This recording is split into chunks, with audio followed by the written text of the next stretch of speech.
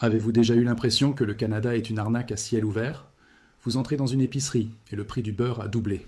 Vous regardez votre facture de téléphone et vous réalisez que vous payez les tarifs de données les plus chers de la planète. Vous voulez prendre un vol intérieur pour voir votre famille à Vancouver et c'est moins cher d'aller à Paris. On vous dit que c'est l'inflation, on vous dit que c'est la chaîne d'approvisionnement, on vous dit que c'est la guerre en Ukraine ou la taxe carbone. Mais ce n'est pas toute la vérité. La vérité, c'est que le Canada n'est pas une économie de marché libre. Pas vraiment. Le Canada est ce qu'on pourrait appeler une économie en trench coat. Imaginez 3 enfants, montés les uns sur les autres, cachés sous un long manteau, qui essaient de se faire passer pour un homme adulte. De l'extérieur, ça ressemble à un marché concurrentiel. Mais si vous ouvrez le manteau, vous réalisez qu'il n'y a que 3 entreprises qui contrôlent tout. Bienvenue dans le monde des oligopoles protégés. Aujourd'hui, nous allons déconstruire le mythe de l'économie canadienne. Nous allons exposer les 5 monopoles, ou plus précisément, les oligopoles, qui dirigent réellement ce pays. Ces cartels légaux extraient des milliards de dollars de vos poches chaque année, avec la bénédiction du gouvernement. Ce n'est pas une théorie du complot, c'est une réalité mathématique. C'est l'histoire de comment un pays bâti sur des chemins de fer et des promesses est devenu le paradis des rentiers et l'enfer des consommateurs. Pourquoi Target a-t-il échoué au Canada? Pourquoi n'avons-nous pas Aldi ou Lidl? Pourquoi Verizon n'est-il jamais venu? Pourquoi payez-vous 2 fois plus cher pour du lait qu'aux États-Unis? La réponse tient en un mot, protectionnisme. Dans cette vidéo massive, nous allons ouvrir les livres de comptes. Nous allons parler des barons de l'épicerie, de la mafia du lait, du cartel bancaire, de la triade des télécoms et des seigneurs du ciel. Préparez-vous. Ce que vous allez apprendre risque de vous mettre en colère, mais c'est la première étape pour comprendre pourquoi vous vous sentez de plus en plus pauvre, même si vous travaillez de plus en plus fort. Bienvenue dans les secrets financiers du Canada. Avant d'attaquer les coupables actuels, il faut comprendre l'ADN du Canada. Le Canada n'a pas été fondé comme une démocratie libérale obsédée par la concurrence. Il a été fondé comme une entreprise. Sérieusement. La Confédération de 1867 était, à bien des égards, un accord commercial pour empêcher les Américains d'absorber le Nord. La stratégie de notre premier ministre, John A. Macdonald, s'appelait la politique nationale. L'idée était simple, ériger des murs tarifaires géants à la frontière. On taxe les produits américains pour forcer les Canadiens à acheter des produits fabriqués au Canada. À l'époque, c'était peut-être nécessaire pour créer une industrie manufacturière naissante. On voulait que les trains soient canadiens, que les banques soient canadiennes. On a donc protégé nos industries naissantes contre les géants du Sud. Le problème, ces industries naissantes ont grandi. Elles sont devenues des géants. Mais les murs, eux, ne sont jamais tombés. Au lieu de devenir forts et compétitifs pour affronter le monde, nos géants corporatifs sont devenus gros, paresseux et confortables, protégés par l'État contre toute concurrence étrangère sérieuse. C'est ce que les économistes appellent la rente de situation. Si je suis le seul vendeur d'eau dans le désert, parce que le gouvernement interdit à quiconque d'autre d'apporter des bouteilles, je n'ai pas besoin d'être gentil. Je n'ai pas besoin d'être innovant. Et je peux vendre ma bouteille 50 $. Vous allez payer. C'est exactement ce qui se passe dans 5 secteurs clés de votre vie quotidienne. Les défenseurs de ce système, souvent appelé le consensus laurentien, l'élite politique et économique basée à Toronto et Montréal, vous diront que c'est pour protéger la culture canadienne ou la stabilité. Ils diront « Voulez-vous vraiment que nos banques fassent faillite comme aux États-Unis en 2008 ?» Ou « Voulez-vous que nos médias soient contrôlés par New York ?» C'est un argument séduisant. La stabilité a de la valeur. Mais quel est le prix de cette stabilité ? Le prix, c'est que le Canada est prévu par l'OCDE pour avoir la croissance de PIB par habitant la plus faible de toutes les économies avancées pendant les 40 prochaines années. Oui, vous avez bien entendu, la pire, parce que les monopoles ne créent pas de richesse, ils l'extraient. Commençons par ceux qui extraient l'argent directement de votre estomac. Si vous demandez à un Canadien moyen quel monopole il déteste le plus en 2024 ou 2025, la réponse est immédiate, l'épicerie. La nourriture n'est pas un luxe. C'est une nécessité biologique. Et au Canada, cette nécessité est contrôlée par ce qu'on appelle les Big Three, les 3 grands, Loblaws, Empire Sobeys et Metro. Ensemble, avec les géants américains Walmart et Costco, ils contrôlent plus de 75% du marché alimentaire canadien. Mais si on enlève les clubs entrepôts et les géants généralistes pour se concentrer sur les supermarchés traditionnels, les Big Three sont les rois absolus. Faisons un test. Vous n'aimez pas les prix chez Loblaws, alors vous irez peut-être chez No Frills pour économiser, ou chez Maxi au Québec, ou chez Shoppers Drug Mart Pharmaprix pour une urgence, peut-être chez TNT pour de l'asiatique. Désolé. Tout ça, c'est Loblaws. Loblaws possède plus de 2400 magasins. C'est un empire tentaculaire. Vous préférez Sobeys? Alors vous irez chez Safeway, IGA, Freshco, Farm Boy ou Thrifty Foods? Désolé, c'est Empire Company. Vous restez avec Metro? C'est aussi Food Basics, Super C, Jean Coutu et Brunet. C'est l'illusion du choix. Des dizaines de bannières colorées, différentes stratégies marketing, mais à la fin, l'argent remonte vers les mêmes 3 conseils d'administration.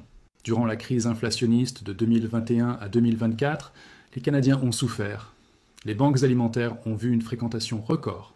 Pendant ce temps, les profits des épiciers ont explosé. Ils ont appelé ça l'inflation de la chaîne d'approvisionnement. Les critiques ont appelé ça la greedflation, l'inflation par la cupidité. Les PDG des Big Three ont été convoqués au Parlement. Ils ont juré, la main sur le cœur, que leur marge bénéficiaire sur la nourriture était mince. 1 dollar sur 20, répétait-elle. C'est techniquement vrai si on regarde la marge nette globale, mais c'est une vérité comptable qui cache une réalité plus complexe. Ces entreprises sont intégrées verticalement. Elles sont propriétaires de leur propre chaîne de distribution, de leurs propres marques immobilières et de leurs propres marques privées, comme choix du président, sans nom ou compliment. Si Loblaws paie un loyer à une société immobilière qu'elle possède elle-même, est-ce vraiment une dépense? Ou est-ce que l'argent change simplement de poche gauche à poche droite? Mais il y a pire que les marges. Il y a la coordination. Parlons du scandale du pain. Pendant 14 ans, de 2000 à 2015, le prix du pain au Canada a été artificiellement gonflé. Ce n'était pas le marché. Ce n'était pas le coût du blé. C'était un cartel. Les principaux détaillants et boulangers industriels, dont Loblaws et sa filiale Weston Bakeries, ainsi que Canada Bread, Sobeys, Metro, Walmart et Giant Tiger, se sont coordonnés pour augmenter le prix du pain en synchronisation. Le coup de pouce habituel était de 7 ou 10 cents par miche. Sur 14 ans, cela représente des milliards de dollars volés aux familles canadiennes sur l'aliment le plus basique qui soit. Comment le savons-nous? Parce qu'ils ont avoué. En 2017, Loblaws et sa société, mère George Weston Limited, sont allés voir le bureau de la concurrence et ont dit « On l'a fait, on avoue, donnez-nous l'immunité ». En échange de leur dénonciation, ils n'ont payé aucune amende pénale et personne n'est allé en prison. Ils ont offert une carte cadeau de 25 $ aux clients qui pouvaient prouver leur identité. 25 $ pour 14 ans de vol. Canada Bread, qui appartenait à l'époque à Maple Leaf Foods, a fini par plaider coupable en 2023 et a payé une amende record de 50 millions de dollars. Mais Metro et Sobeys continuent de nier leur implication directe, affirmant qu'ils ne faisaient que suivre les hausses de prix des fournisseurs. Ce scandale est la preuve absolue que la concurrence au Canada est dysfonctionnelle. Dans un marché sain, si un concurrent augmente ses prix sans raison, l'autre baisse les siens pour voler des parts de marché. Au Canada, quand l'un monte les prix, les autres suivent. C'est ce qu'on appelle le parallélisme conscient, ou l'alignement des prix. C'est légal, tant qu'ils ne s'appellent pas au téléphone pour se mettre d'accord, mais le résultat pour votre portefeuille est le même qu'un monopole. Alors, pourquoi personne ne vient les défier? Où est Aldi? Où est Lidl? Ces discounters allemands qui ont cassé les prix en Europe et aux États-Unis? Pourquoi Target a-t-il échoué si misérablement en 2015? Le marché canadien est hostile aux nouveaux entrants. Premièrement, la géographie. Le Canada est immense et peu peuplé. Transporter des tomates de l'Ontario à la Colombie-Britannique coûte cher. Deuxièmement, les verrous immobiliers. C'est un secret bien gardé, mais pendant des décennies, les grands épiciers inséraient des clauses restrictives dans leurs baux commerciaux. Si Loblaws s'installait dans un centre commercial, le bail disait souvent « Le propriétaire du centre n'a pas le droit de louer un autre espace à une épicerie, une boulangerie ou une pharmacie pendant 50 ans. » Cela signifie que si un concurrent veut entrer dans une ville canadienne, il ne peut pas louer les meilleurs emplacements. Ils sont verrouillés légalement. Le gouvernement fédéral a finalement annoncé en 2024 qu'il allait sévir contre ces clauses, mais le mal est fait. Les positions dominantes sont établies. Troisièmement, le manque d'étiquetage harmonisé. Pour vendre au Canada, il faut un emballage bilingue français-anglais spécifique. Aldi ne peut pas simplement prendre ses boîtes américaines et les poser à Toronto. Il faut refaire toute la chaîne logistique pour un marché qui a la population de la Californie, étalé sur une surface plus grande que la Chine. Résultat, les Big Three dorment tranquilles. Ils savent que les barrières à l'entrée sont si hautes qu'ils n'ont pas besoin de se battre vraiment pour votre clientèle. Vous devez manger, et ils possèdent la nourriture. Si l'épicerie est le monopole de votre estomac, les télécommunications sont le monopole de votre cerveau. Au Canada, avoir un téléphone cellulaire et une connexion Internet n'est pas un luxe. C'est une condition de survie sociale et professionnelle. Et pourtant, nous payons pour ce privilège des tarifs qui feraient tomber de sa chaise un Australien, un Français ou un Britannique. Rencontrez la triade, Bell, Rogers et TELUS. On les surnomme parfois Roblus sur les forums internet. Ensemble, ils contrôlent environ 90% du marché du sans-fil au Canada. Regardons les chiffres.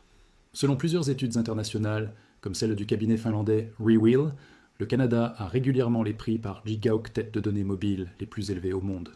En France, un forfait avec 100 Go de données coûte environ 15 à 20 euros, soit 20 à 30 dollars canadiens. Au Canada, pour le même service, chez un des Big Three, vous pouviez payer jusqu'à 80 ou 90 dollars il y a encore peu de temps, bien que les prix aient légèrement baissé sous la pression politique récente.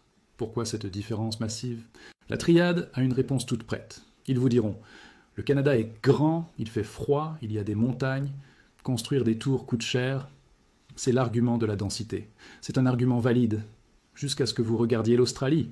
L'Australie est aussi grande que le Canada, elle est aussi vide au milieu. Sa population est similaire.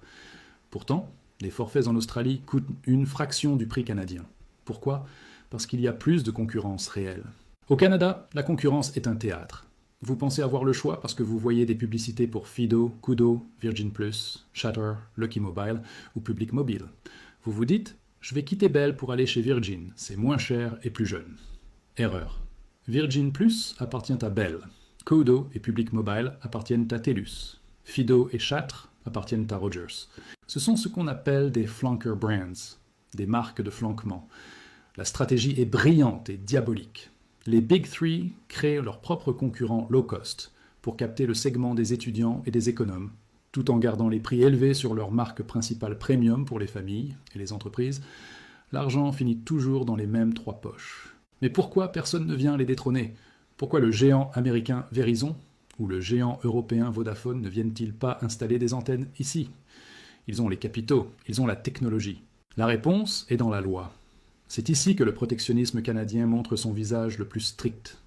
La loi sur les télécommunications impose des restrictions sévères sur la propriété étrangère. Pour les grandes entreprises de télécom qui possèdent leur propre infrastructure comme Bell, Rogers, TELUS, elles doivent être détenues et contrôlées par des Canadiens. Un étranger ne peut pas posséder plus d'un certain pourcentage des actions avec droit de vote. Le gouvernement justifie cela par la sécurité nationale et la souveraineté culturelle. On ne veut pas que nos réseaux soient contrôlés par des intérêts étrangers. C'est noble. Mais le résultat économique est que les Big Three sont protégés par un double légal infranchissable. Ils n'ont pas à s'inquiéter d'une OPA hostile venant de l'étranger. Ils n'ont pas à s'inquiéter qu'un concurrent global vienne casser les prix. Ils sont rois en leur royaume. Et quand un quatrième joueur essaye de devenir grand, il se fait manger. L'histoire récente de la fusion Rogers-Shaw est l'exemple parfait de l'impuissance de nos lois antitrust. Shaw était le quatrième grand joueur, surtout fort dans l'Ouest canadien avec sa marque Freedom Mobile. Il commençait à faire baisser les prix. Rogers, le géant de l'Est et du câble, a décidé d'acheter Shaw pour 20 milliards de dollars. Le bureau de la concurrence a essayé de bloquer la fusion. Ils ont dit « Cela va réduire la concurrence, augmenter les prix et nuire aux consommateurs ». C'était évident. Moins de joueurs égale prix plus élevé. C'est la loi de base de l'économie. Mais au Canada, l'efficacité corporative l'emporte souvent sur la protection du consommateur. La fusion a finalement été approuvée, avec la condition de vendre Freedom Mobile à Vidéotron Québecor, un joueur régional. Le résultat? Le Canada a perdu un grand concurrent indépendant. La concentration a augmenté. Et n'oubliez, nous arrivons maintenant au cœur du réacteur. Le sang de l'économie, l'argent. Si vous marchez dans le centre-ville de n'importe quelle ville canadienne, de Halifax à Victoria, levez les yeux. Les plus hautes tours portent toutes les mêmes noms. RBC, Banque Royale. TD Toronto Dominion. Scotiabank, Banque de Nouvelle-Écosse. BMO, Banque de Montréal. CIBC. Et au Québec, la Banque nationale. On les appelle les Big Five, ou Big Six. Ensemble, elles contrôlent environ 90% des actifs bancaires du pays. Comparons avec nos voisins. Aux États-Unis, il y a plus de 4000 banques. Il y a des banques régionales, des banques communautaires, des géants nationaux, des banques spécialisées. La concurrence est féroce. Au Canada, vous avez le choix entre 5 nuances de bleu, vert et rouge. Ce système est souvent cité comme un modèle de stabilité. Lors de la crise financière de 2008, aucune banque canadienne n'a fait faillite. Le monde entier nous enviait. « Regardez le Canada », disait-il. « Leurs banques sont ennuyeuses, mais elles sont solides. » C'est vrai. Notre système bancaire est incroyablement stable. Vous ne risquez pas de perdre vos dépôts demain matin. Mais cette stabilité a un coût caché exorbitant, le manque d'innovation et les frais de service. Avez-vous remarqué que vous payez pour prêter votre argent à la banque? C'est le concept des frais mensuels. Vous déposez votre salaire, la banque utilise cet argent pour faire des prêts et gagner des intérêts. Et en plus, elle vous facture 15 $ ou 30 $ par mois, juste pour tenir le compte. Dans de nombreux pays européens, comme au Royaume-Uni, les comptes chèques de base sont gratuits. La concurrence force les banques à offrir la gratuité pour attirer les clients. Au Canada, les Big Five savent que vous n'allez pas partir. Parce que allez où? Chez le voisin qui charge les mêmes frais? Regardons les frais de gestion des placements, les RFG des fonds mutuels. Les Canadiens paient parmi les frais les plus élevés au monde pour leurs fonds communs de placement. En moyenne, plus de 2%. Cela semble peu. Sur une vie d'épargne pour la retraite, ces 2% peuvent engloutir jusqu'à 40% de votre richesse finale. C'est de l'argent qui passe de votre retraite au bonus des banquiers de Bay Street. Pourquoi? Parce que les banques canadiennes contrôlent aussi la distribution. Vous allez à votre banque pour ouvrir un RUER, et le conseiller, qui est un vendeur, vous vend les fonds de la banque. La boucle est bouclée. Pourquoi n'y a-t-il pas de nouvelles banques? Pourquoi une Bank of America ou une start-up fintech révolutionnaire ne vient-elle pas brasser la cage? Encore une fois, la réglementation. Obtenir une charte bancaire au Canada est un parcours du combattant bureaucratique conçu pour décourager les nouveaux entrants. Le bureau du surintendant des institutions financières, le BSIF, est extrêmement strict. C'est fait pour la sécurité, oui, mais ça sert aussi de barrière à l'entrée. L'annexe I de la loi sur les banques est un club très fermé. Les banques étrangères qui opèrent ici, annexes 2 et 3, ont des restrictions sur ce qu'elles peuvent faire. Elles se concentrent souvent sur les clients commerciaux ou la gestion de fortune, laissant le consommateur moyen, vous et moi, aux mains des Big Five. Il y a un autre outil unique au Canada qui cimente ce monopole. Interac. Interac est une chose étrange. C'est un système de débit très efficace, que les Canadiens adorent. Mais devinez à qui appartient Interac? C'est une organisation à but lucratif détenue par un consortium des grandes banques et des processeurs de paiement. Pendant longtemps, Interac a agi comme un monopole naturel sur les paiements par débit. Cela a empêché l'entrée d'autres réseaux de paiement ou a ralenti l'adoption de solutions fintech innovantes que l'on voit ailleurs, comme Venmo ou Cash App aux USA ou Revolut en Europe.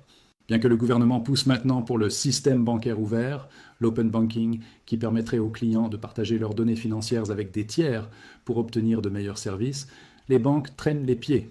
Pourquoi se presseraient-elles? Le statu quo leur rapporte des milliards. Chaque trimestre, peu importe si l'économie va bien ou mal, les Big Five annoncent qu'ils ont des profits dans les milliards de dollars.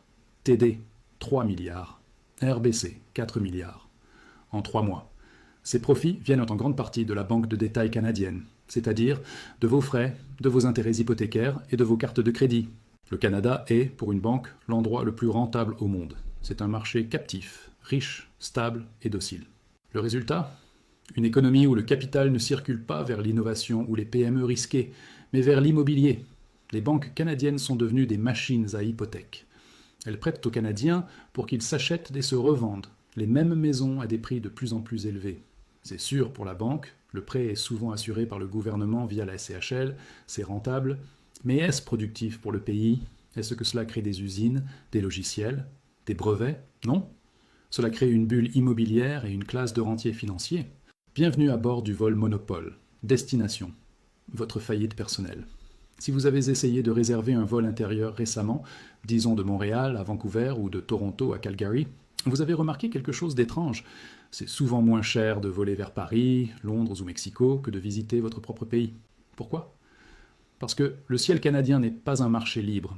C'est un fief féodal partagé entre deux seigneurs, Air Canada et WestJet. Il y a encore quelques années, on nous promettait une révolution low cost. On voyait apparaître des noms comme Lynx Air, Swoop, Flair. Où sont-ils aujourd'hui? Lynx Air, faillite en 2024. Swoop, acheté et absorbé par WestJet. Sunwing, acheté et absorbé par WestJet. Ce qui ressemblait à un marché dynamique à 4 ou 5 joueurs est redevenu, en un clin d'œil, un duopole strict. Aujourd'hui, Air Canada et WestJet contrôlent ensemble environ 79% du marché intérieur canadien. C'est une domination quasi totale. Dans la plupart des pays, quand les prix sont aussi élevés, des concurrents étrangers débarquent pour casser le marché. Aux États-Unis, vous avez Spirit, Southwest, JetBlue. En Europe, vous avez Ryanair et EasyJet qui vous font traverser le continent pour 30 €. Pourquoi Ryanair ne vient-il pas au Canada? Pourquoi n'avons-nous pas Southwest? La réponse est, encore une fois, le protectionnisme. La loi canadienne interdit aux investisseurs étrangers de posséder plus de 49% d'une compagnie aérienne canadienne et seulement 25% des droits de vote réels. Cela signifie qu'un géant mondial ne peut pas simplement venir ici, poser ses avions et offrir des billets à 50 $. Il doit trouver un partenaire canadien majoritaire. Et devinez quoi? Les capitaux canadiens préfèrent investir dans des monopoles sûrs, comme les banques, plutôt que de lancer une guerre des prix risquée contre Air Canada. Le résultat? Vous êtes captif. Les seigneurs du ciel savent que vous n'avez pas le choix. Si vous voulez traverser ce pays immense, vous devez passer par eux. Mais soyons juste un instant. Air Canada et WestJet ne sont pas les seuls responsables du prix de votre billet. Il y a un troisième voleur dans cette histoire, le gouvernement fédéral. Le Canada utilise un modèle unique au monde, le modèle de l'utilisateur-payeur strict. Aux États-Unis, les aéroports sont souvent subventionnés par les contribuables locaux et fédéraux parce qu'ils sont vus comme des moteurs économiques. Au Canada, non seulement les aéroports ne reçoivent pas de subventions fédérales pour leurs opérations, mais ils doivent payer un loyer au gouvernement fédéral. Oui, vous avez bien entendu. L'aéroport Pearson de Toronto ou l'aéroport Trudeau de Montréal doivent verser environ 12% de leurs revenus bruts à Ottawa, juste pour le droit d'exister sur le terrain. Cet argent n'est pas réinvesti dans l'aéroport. Il va directement dans les coffres généraux du gouvernement pour payer d'autres choses. C'est une taxe cachée. Pour payer ce loyer, les aéroports vous facturent des frais d'amélioration aéroportuaire, les fameux frais AIF que vous voyez sur votre billet. Ajoutez à cela les frais de sécurité, la taxe sur le carburant, la TPS, TVQ. Sur un billet à 400 $, la moitié peut être constituée de taxes et de frais gouvernementaux. Donc, nous avons un duopole privé protégé de la concurrence étrangère, qui opère sur une infrastructure publique, qui agit comme une vache à lait pour l'État. C'est la tempête parfaite pour votre portefeuille. Nous atterrissons maintenant pour aborder le sujet le plus politiquement sensible, le plus tabou et le plus coûteux de votre panier d'épicerie. Oubliez le prix du pain un instant. Parlons du fromage, du beurre, des œufs et de la volaille. Bienvenue dans le monde merveilleux de la gestion de l'offre, ou comme certains économistes l'appellent, le cartel légal du Canada. Si je vous disais qu'il existe un secteur de l'économie canadienne où il est illégal de produire plus que ce que le gouvernement autorise, où les prix ne sont pas fixés par le marché, mais par un comité, où la concurrence étrangère est bloquée par des tarifs douaniers dignes de la Corée du Nord. Ce n'est pas de la science-fiction, c'est votre petit déjeuner. Le Canada impose des tarifs douaniers allant jusqu'à 270% et parfois plus de 300% sur les produits laitiers importés qui dépassent un petit quota très strict. Vous voulez importer du fromage français ou du beurre américain moins cher, vous devez payer 3 fois le prix en taxes à la frontière. C'est un mur infranchissable, conçu pour protéger les producteurs canadiens de toute concurrence extérieure. À l'intérieur de ce mur, la production est contrôlée par des quotas. Pour avoir le droit de traire une vache et de vendre son lait au Canada, vous devez posséder un quota. C'est un permis. Et ce permis coûte une fortune. Pour une seule vache, le quota peut coûter des dizaines de milliers de dollars. Cela signifie que si vous êtes un jeune fermier innovant et que vous voulez lancer une laiterie pour vendre du lait moins cher, vous ne pouvez pas. Il est littéralement interdit de produire du lait, sans payer cette taxe d'entrée aux membres existants du cartel. Le système a été créé dans les années 70 pour stabiliser les revenus des fermiers. C'était une noble intention. Mais aujourd'hui, c'est devenu un mécanisme de transfert de richesse massif. Qui paie? Les familles canadiennes, en particulier les plus pauvres, qui consacrent une plus grande part de leurs revenus à l'alimentation. Les Canadiens perdent leur lait, leur fromage et leurs œufs nettement plus chers que les Américains ou les Européens, non pas parce que nos vaches sont spéciales, mais parce que le système interdit la baisse des prix. Le plus fascinant avec ce monopole, c'est qu'il est le seul qui soit soutenu par tous les partis politiques. Libéraux, conservateurs, NPD, Bloc québécois, tous défendent la gestion de l'offre corps et âme. Pourquoi? Parce que le lobby laitier est incroyablement puissant et concentré dans des circonscriptions clés au Québec et en Ontario. Aucun politicien ne veut perdre ses votes. Alors, il sacrifie le portefeuille de 40 millions de consommateurs pour protéger les profits de quelques milliers de producteurs, environ 10 000 fermes laitières. C'est l'exemple parfait de ce qu'on appelle en économie la concentration des bénéfices et la dispersion des coûts. Chaque famille paie peut-être 300 $ ou 400 $ de trop par an pour son épicerie à cause de ce système. Ce n'est pas assez pour que vous descendiez dans la rue. Mais pour chaque producteur laitier, ce système vaut des millions. Alors ils se battent férocement pour le garder. Pendant les négociations de l'ALENA avec Donald Trump, c'était le point de blocage majeur. Trump tweetait furieusement contre les tarifs de 270% du Canada. Pour une fois, ces chiffres n'étaient pas faux. Le Canada a fini par céder un tout petit peu d'accès au marché, quelques pourcents, pour sauver l'accord, mais le système reste intact. Donc quand vous achetez ce bloc de fromage orange caoutchouteux à 12 $, souvenez-vous, ce n'est pas l'inflation. C'est une taxe politique que vous payez pour maintenir un système soviétique en plein cœur d'une économie capitaliste. Nous avons passé la dernière heure à parler de ce qui sort de votre poche. Le prix du lait, le prix du forfait cellulaire, le prix du billet d'avion. Mais il y a une autre moitié à l'équation économique. Une moitié encore plus insidieuse que les monopoles nous volent sans que nous le remarquions. Ce n'est pas seulement ce que vous dépensez, c'est ce que vous ne gagnez pas. La Banque du Canada a récemment tiré la sonnette d'alarme. Ils ont utilisé une expression rare pour des banquiers centraux. Urgence nationale. Le problème, la productivité du Canada s'effondre. Pourquoi est-ce important ? Parce que la productivité, c'est la seule chose qui garantit des salaires élevés à long terme. Quel est le lien avec nos monopoles ? C'est direct. Imaginez que vous êtes le PDG de Bell ou de Loblaws. Vous avez un marché captif. Vous savez que vos clients ne peuvent pas aller ailleurs. Vous savez que le gouvernement bloque la concurrence étrangère.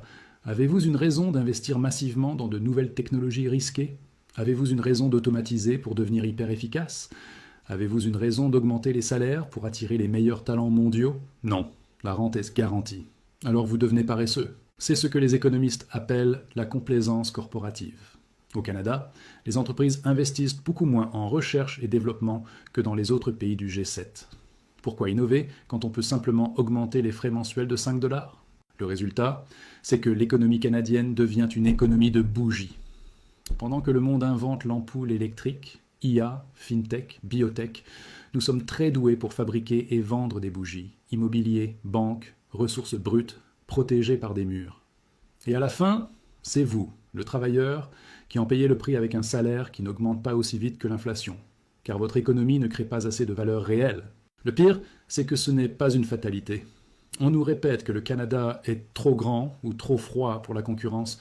C'est un mensonge. Regardons ce que les autres ont fait. L'exemple australien. L'Australie avait un problème similaire au nôtre, un duopole, Coles et Woolworths. Qu'ont-ils fait ? Ils n'ont pas protégé leurs géants. Ils ont ouvert la porte. Ils ont permis à Aldi, le discounter allemand, d'entrer massivement. Résultat, Aldi a capturé 10% à 15% du marché. Cela a forcé Coles et Woolworths à baisser leurs prix et à innover. Aujourd'hui, les Australiens paient un peu moins cher et ont plus de choix. Le gouvernement a aussi mis en place un code de conduite obligatoire et contraignant pour les épiciers, avec des amendes massives en cas d'abus. Au Canada, notre code est volontaire. C'est une blague. L'exemple néo-zélandais. Dans les années 80, la Nouvelle-Zélande avait un système de subventions et de protectionnisme agricole encore pire que le nôtre. L'économie s'effondrait. Dans un geste radical, le gouvernement a tout supprimé. Du jour au lendemain, plus de quotas, plus de subventions. Les fermiers ont hurlé. Ils ont prédit la fin de l'agriculture. Que s'est-il passé ? L'inverse. Forcés de devenir compétitifs sur le marché mondial, les fermiers néo-zélandais sont devenus les plus efficaces de la planète. Aujourd'hui, la Nouvelle-Zélande est une superpuissance laitière mondiale, sans subvention, et ses produits sont abordables. L'exemple européen. L'Union européenne a forcé l'ouverture des réseaux. Un opérateur français peut concurrencer un opérateur espagnol. Résultat, une guerre des prix féroce. Le consommateur a gagné. Ces exemples prouvent que le modèle canadien n'est pas une nécessité géographique. C'est un choix politique. C'est le choix de protéger les profits des entreprises plutôt que le pouvoir d'achat des citoyens. Alors, comment briser les chaînes ? Si nous voulons un Canada prospère, voici les 3 réformes majeures que les experts, le Bureau de la concurrence et les économistes réclament depuis des décennies. Premièrement, ouvrir les frontières aux capitaux pour les télécoms et l'aérien. Il faut abolir ou assouplir drastiquement les règles sur la propriété étrangère. Si Verizon veut venir au Canada, laissez-les venir. Si Ryanair veut offrir des vols Montréal-Toronto à 50 $, laissez-les venir. On nous dira « mais la souveraineté nationale ». Posez-vous la question. Préférez-vous que votre fournisseur cellulaire soit canadien et vous vole, ou qu'il soit américain et vous traite comme un client à conquérir ? De plus, on peut réguler la sécurité, comme pour Huawei, sans interdire l'investissement occidental. Deuxièmement, donner des dents au Bureau de la concurrence. Pendant longtemps, notre gendarme de la concurrence était un chien sans dents. Il pouvait japper, mais pas mordre. Les amendes étaient ridicules pour des entreprises qui font des milliards. Le gouvernement a commencé à bouger avec le projet de loi C-56 et C-59, mais il faut aller plus loin. Il faut donner au bureau le pouvoir de casser les monopoles. Le pouvoir de forcer la vente de filiales, comme forcer Bell à vendre ses chaînes TV pour séparer le contenant du contenu. Troisièmement, le système bancaire ouvert ou open banking réel. Il faut forcer les banques à libérer vos données. Vous devriez pouvoir changer de banque en un clic ou utiliser une application tierce pour gérer votre argent sans que la banque ne puisse bloquer l'accès. Cela briserait le monopole d'Interac et permettrait l'émergence de vrais concurrents technologiques. Ces solutions sont simples sur papier, mais politiquement, elles sont explosives, car chaque monopole a une armée de lobbyistes sur la colline du Parlement. Et c'est là que vous intervenez. On ne va pas se mentir. Le gouvernement ne va pas régler ça demain matin. Le lobby est trop fort. Alors, en attendant que le système change, comment survivre dans l'économie protégée? Voici votre plan de bataille personnel. Premièrement, soyez un client infidèle. La loyauté ne paie pas au Canada. Elle vous coûte cher. Les meilleures offres sont toujours réservées aux nouveaux clients. Changez de fournisseur Internet tous les 2 ans. Appelez votre banque pour menacer de partir si on ne baisse pas vos frais. Utilisez les flanker brands comme Fido, Koodo, Virgin au lieu des marques principales. C'est le même réseau, mais 20% moins cher. Ne soyez pas le mouton qui accepte la hausse de prix annuelle. Soyez le client pénible. Deuxièmement, le boycott stratégique. Pour l'épicerie, votez avec vos pieds. Allez chez Giant Tiger, c'est canadien et souvent moins cher. Allez chez Costco, leur modèle d'affaires plafonne les marges bénéficiaires à 14-15%, contrairement aux épiciers classiques. Allez chez les fruiteries locales ou les bouchers indépendants. Chaque dollar que vous enlevez à Loblaws ou Sobeys est un message. Troisièmement, la stratégie de l'investissement de couverture. Ceci n'est pas un conseil financier, mais une observation économique. Si ces monopoles sont si efficaces pour extraire de l'argent de vos poches, cela en fait souvent des investissements très rentables et stables. Beaucoup de Canadiens utilisent cette stratégie cynique. Ils achètent des actions de banque ou de télécom. Les dividendes qu'ils reçoivent servent à payer les frais exorbitants que ces mêmes compagnies leur facturent. C'est triste d'en arriver là, mais c'est une façon de récupérer une partie de votre propre argent. Quatrièmement, la pression politique. Le vent tourne. Pour la première fois depuis 40 ans, la concurrence est devenue un sujet électoral majeur. Écrivez à votre député. Ne parlez pas de baisse de prix artificielle, qui ne marche jamais. Parlez de suppression des barrières à l'entrée. Demandez pourquoi il est illégal pour une compagnie aérienne étrangère de vous transporter. Demandez pourquoi le lait est taxé à 270%. Le Canada est un pays magnifique. C'est un pays de ressources, de paix et de potentiel immense. Mais économiquement, nous sommes à la croisée des chemins. Nous pouvons continuer sur la voie de l'oligopole, la voie de la stabilité qui cache une lente érosion de notre niveau de vie. Une voie où nos enfants devront travailler 2 fois plus fort pour avoir moitié moins que leurs parents, simplement pour payer leurs factures de téléphone et leur loyer. Ou nous pouvons choisir la voie du courage, la voie de la compétition, la voie où les entreprises doivent se battre pour votre argent et non le prélever comme une taxe. Cela demandera de casser des vieux contrats, de fâcher des élites bien établies, de briser le consensus laurentien. L'économie n'est pas une force de la nature comme la météo. C'est un ensemble de règles que nous avons écrites, et nous avons le pouvoir de les réécrire. Le coffre n'est pas vide parce qu'il n'y a pas de richesse, il est vide parce que quelqu'un d'autre a la clé. Il est temps de reprendre la clé. C'était Secret financier. Si cette enquête vous a ouvert les yeux sur la réalité de votre portefeuille, faites un geste simple mais puissant. Partagez cette vidéo. L'algorithme des réseaux sociaux est le seul monopole que nous pouvons utiliser à notre avantage pour diffuser la vérité. Laissez un j'aime, abonnez-vous et dites-moi en commentaire lequel de ces 5 monopoles vous met le plus en colère au quotidien. Je lis tous vos commentaires. À la prochaine.